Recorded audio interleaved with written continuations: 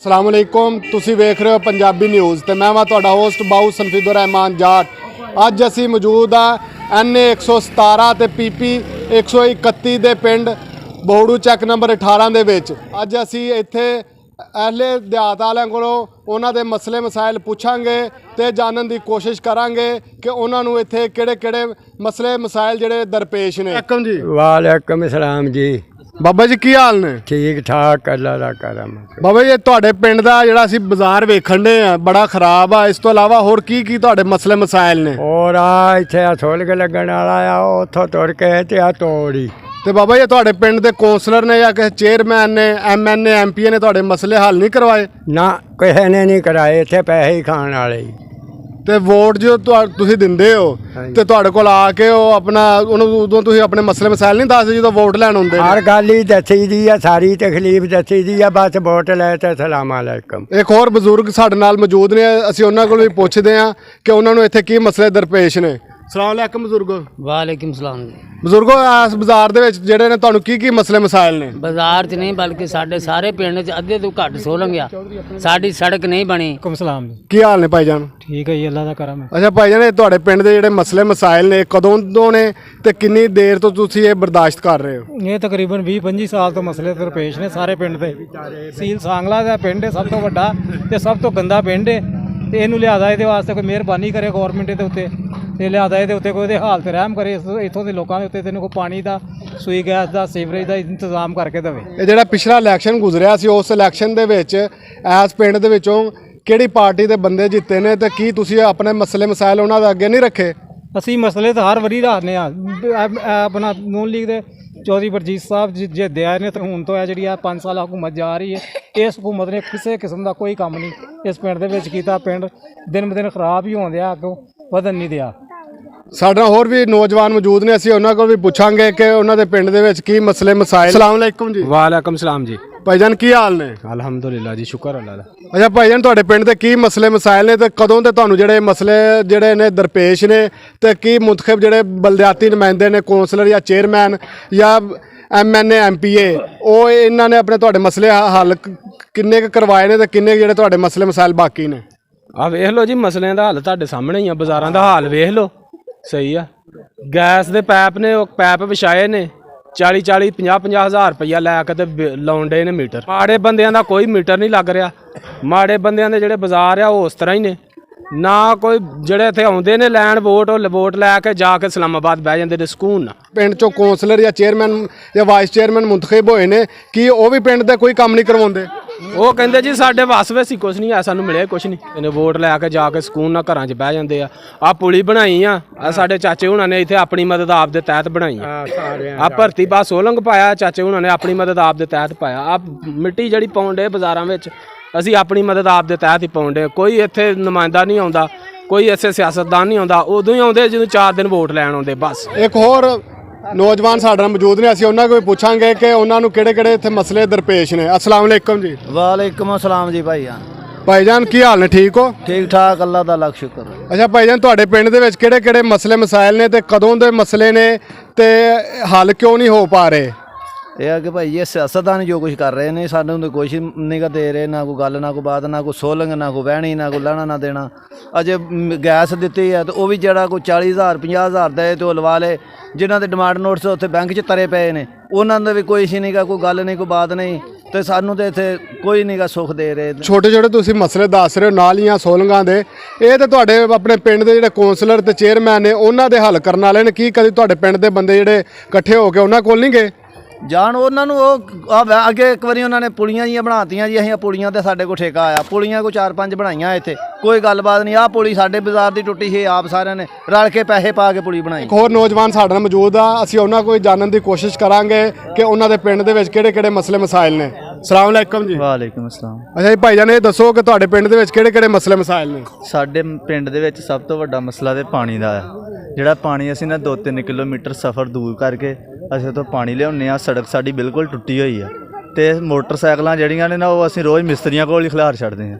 Motorcycle ਇੰਨੀ ਟੁੱਟੀ ਆ ਵੀ ਅਸੀਂ ਪਾਣੀ ਉੱਥੋਂ ਲੈਣ ਜਾਣੇ ਰਾਤ ਬਰਾਤੇ, ਉਹ ਖਤਰਨਾਕ ਇਲਾਕਾ ਵਾ, ਕੋਈ ਮਸਲਾ ਮਸਾਇਲ ਵੀ ਬਣ ਸਕਦਾ। ਪਾਣੀ ਸਾਡੇ ਪਿੰਡ ਦਾ ਜਿਹੜਾ ਉਹ ਖਾਰਾ ਨੀਗਾ, ਪਾਣੀ ਕੌੜਾ ਵਾ, ਨਲਕਿਆਂ ਦਾ ਵੀ ਤੇ ਟੂਟੀਆਂ ਦਾ। ਭਾਈਜਾਨ ਕੀ ਤੁਹਾਨੂੰ ਮਸਲੇ ਮਸਾਇਲ ਨੇ? ਮਸਲੇ ਮਿਸਾਲ ਭਾਈ ਆ ਸੜਕ ਵੱਲੋਂ ਹੀ ਆ। ਹਾਂ ਸੜਕ ਦਾ ਵੇਖੋ ਕੀ ਹਾਲ ਆ। ਸਾਡੇ ਪਿੰਡ ਤੇ ਹੁਣ ਕੋਈ ਰਿਸ਼ਤਾ ਵੀ ਨਹੀਂ ਕਰਦਾ ਵੀ ਇਹਨਾਂ ਦੀ ਸੜਕ ਸਾਰੀ ਟੁੱਟੀ ਆ। ਹੈ 2-2.5 ਕਿਲੋਮੀਟਰ ਦਾ ਸਫ਼ਰ ਆ ਤੇ ਸੜਕ ਦਾ ਹਾਲ ਵੇਖ ਲਓ। ਆਪਣਾ ਮਤਲਬ ਕੱਢ ਕੇ ਚਲ ਜਾਂਦੇ, ਸਾਡਾ ਕੋਈ ਨਹੀਂ ਉਧਰ ਉਧਰ ਹੀ ਪੁੱਛਦੇ ਗਏ ਦੇ। ਐਮਐਨਏ ਐਮਪੀ ਦੇ ਅੱਗੇ ਨਹੀਂ ਡਿਮਾਂਡ ਰੱਖੀ? ਭਾਈ ਜੀ ਡਿਮਾਂਡ ਰੱਖੀ ਸੀ, ਉਹ ਐਮਪੀ ਐਮਐਨਏ ਬਦਲ ਗਏ ਨੇ, ਹਕੂਮਤ ਬਦਲ ਗਈ ਆ। ਹੁਣ ਅਸੀਂ ਐਸ ਹਕੂਮਤ ਅੱਗੇ ਮਿੰਨਤ ਕਰ ਲੈਂਦੇ ਆ। ਕਹਿੰਦੇ ਤੇ ਹੋਰ ਭਾਈ ਇੰਨੇ ਜੀ ਆ ਜਾਂਦੇ ਨੇ, ਅਸੀਂ ਮਿੰਨਤ ਕਰ ਲੈਂਦੇ ਆ ਯਾਰ ਸਾਡੀ ਮਿਹਰਬਾਨੀ, ਸਾਡੀ ਸੜਕ ਦਾ ਕੁਝ ਕੀਤਾ ਜਾਵੇ। ਅਸੀਂ ਬੜੇ ਕੋਈ ਮਰੀਜ਼ ਜਾਂਦਾ ਆ ਤਾਂ ਰਾਹ 'ਚ ਫੌਤ ਹੋ ਜਾਂਦਾ। ਸੜਕ ਇਸ ਤਰ੍ਹਾਂ ਦੀ ਆ। ਇੱਕ ਹੋਰ ਨੌਜਵਾਨ ਵੀ ਸਾਡੇ ਕੋਲ ਮੌਜੂਦ ਨੇ, ਅਸੀਂ ਉਹਨਾਂ ਕੋਲ ਪੁੱਛਾਂਗੇ ਕਿ ਉਹਨਾਂ ਦੇ ਪਿੰਡ ਦਾ ਸਭ ਤੋਂ ਵੱਡਾ ਕੀ ਮਸਲਾ ਹੈ। ਸਲਾਮ ਅਲੈਕਮ ਜੀ। ਵਾਲੇਕੁਮ ਸਲਾਮ ਜੀ। ਭਾਈਜਾਨ ਕੀ ਹਾਲ ਨੇ? ਠੀਕ ਠਾਕ ਜੀ ਭਾਜੀ। ਭਾਈਜਾਨ ਇਹ ਦੱਸੋ ਕਿ ਤੁਹਾਡੇ ਪਿੰਡ ਦਾ ਜਿਹੜਾ ਸਭ ਤੋਂ ਵੱਡਾ ਕੀ ਮਸਲਾ ਵਾ? ਸਾਡੇ ਪਿੰਡ ਦਾ ਜੀ ਸਾਫ਼ ਪਾਣੀ ਪੀਣ ਵਾਲਾ ਕੋਈ ਨਹੀਂ ਜੀ, ਤੇ ਜਾ ਕੇ ਆਪਣੀ ਮਦਦ ਦੇ ਆਪ ਹੀ ਜਾ ਕੇ ਕੈਨਾ ਭਰ ਕੇ ਲਿਆਉਂਦੇ ਨੇ ਪਿੰਡ ਦੇ ਵਿੱਚ। ਆਪ ਤੇ ਪਾਣੀ ਕਿੱਥੋਂ ਲੈ ਕੇ ਆਉਂਦੇ ਹੋ? 3-4 ਕਿਲੋਮੀਟਰ ਦੂਰ ਜਾ ਕੇ ਨਹਿਰ ਤੋਂ ਭਰ ਕੇ ਲਿਆਉਂਦੇ ਨੇ। ਤੇ ਕੀ ਇਹ ਜਿਹੜਾ ਪਾਣੀ ਦਾ ਜਿਹੜਾ ਸਾਫ਼ ਪਾਣੀ ਦਾ ਜਿਹੜਾ ਮਸਲਾ ਵਾ ਇਹ ਕਿੰਨੇ ਕੁ ਸਾਲਾਂ ਤੋਂ ਤੁਹਾਨੂੰ ਦਰਪੇਸ਼ ਆ? ਇਹ 8-7 ਸਾਲ ਤੋਂ ਇਹ ਦਰਪੇਸ਼ ਹੈ ਜੀ। ਅੱਛਾ, ਤੇ ਕੀ ਤੁਸੀਂ ਆਪਣੇ ਪਿੰਡ ਦੇ ਜਿਹੜਾ ਕੌਂਸਲਰ ਜਾਂ ਚੇਅਰਮੈਨ ਉਹਨਾਂ ਅੱਗੇ ਕਦੀ ਇਹ ਮਸਲਾ ਨਹੀਂ ਰੱਖਿਆ? ਮਸਲੇ ਤੇ ਸਾਰੇ ਕੌਂਸਲਰਾਂ ਦੇ ਅੱਗੇ ਹੀ ਹੁੰਦੇ ਨੇ ਜੀ। ਨਹੀਂ ਤੁਸੀਂ ਕਦੀ ਮਹੱਲੇ ਵਾਲਿਆਂ ਨੇ ਜਾਂ ਪਿੰਡ ਵਾਲਿਆਂ ਇਕੱਠੇ ਹੋ ਕੇ ਉਹਨਾਂ ਕੋਲ ਗਏ ਨਹੀਂ ਕਿ ਜੀ ਸਾਡਾ ਮਸਲਾ ਹੱਲ ਕਰਵਾਓ? ਨਹੀਂ ਜੀ, ਉਹ ਤੇ ਆਂਦੇ ਨੇ ਜੋ ਸਾਨੂੰ ਪਿੱਛੋਂ ਆਉਣਾ ਅਸੀਂ ਤੇ ਉਹ ਜੋ ਕੁਝ ਆਉਣਾ ਉਹੀ ਅਸੀਂ ਅੱਗੇ ਤੁਹਾਨੂੰ ਲਾ ਕੇ ਦੇਣਾ। ਕੀ ਹਾਲ ਨੇ? ਠੀਕ ਠਾਕ ਭਾਈ, ਤੁਸੀਂ ਸੁਣਾਓ?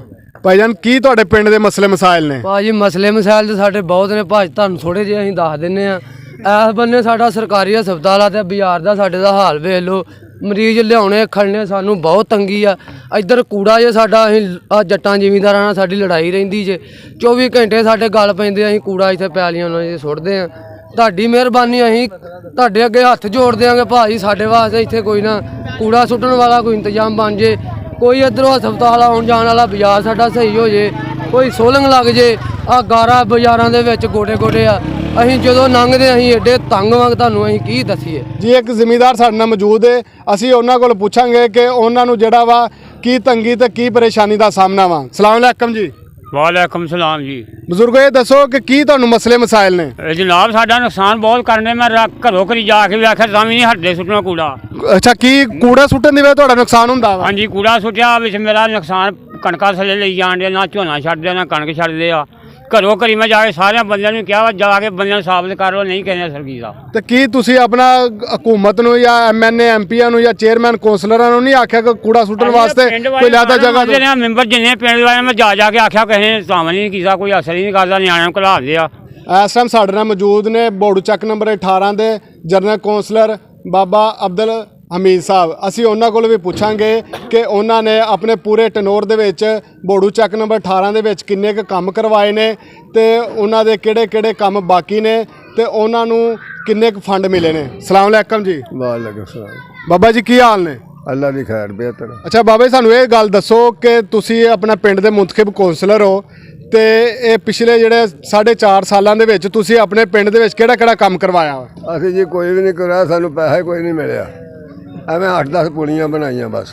ਅੱਛਾ, ਇਹ ਜਿਹੜਾ ਪੈਸਾ ਵਾ ਤੁਹਾਨੂੰ ਮੁਸਲਿਮ ਲੀਗ ਨੂਨ ਦੀ ਹਕੂਮਤ ਦੇ ਵਿੱਚ ਜਿਸ ਟਾਈਮ ਤੁਸੀਂ ਬਲਦਿਆਤੀ ਨੁਮਾਇੰਦੇ ਮੁੰਤਖਬ ਹੋਏ ਹੋ, ਕੀ ਮੁਸਲਿਮ ਲੀਗ ਨੂਨ ਦੀ ਹਕੂਮਤ ਨੇ ਜਾਂ ਪੀਟੀਆਈ ਦੀ ਹਕੂਮਤ, ਦੋਵਾਂ ਹਕੂਮਤਾਂ ਨੇ ਕੋਈ ਪੈਸਾ ਨਹੀਂ ਦਿੱਤਾ? ਨਹੀਂ, ਉਹਨਾਂ ਨੇ ਕੋਈ ਨਹੀਂ ਦਿੱਤਾ। ਸਾਡਾ ਰੋਡ ਆ 3 ਕਿਲੋਮੀਟਰ ਖੰਡਰ ਪਿਆ, ਜਾ ਕੇ ਵੇਖ ਲਓ ਤੁਸੀਂ, ਉਹ ਨਹੀਂ ਕੋਈ ਬਣਾਉਣ ਡਿਆ, ਨਾ ਨੂਨ ਲੀਗ ਬਣਾਇਆ ਨਾ ਇਹ।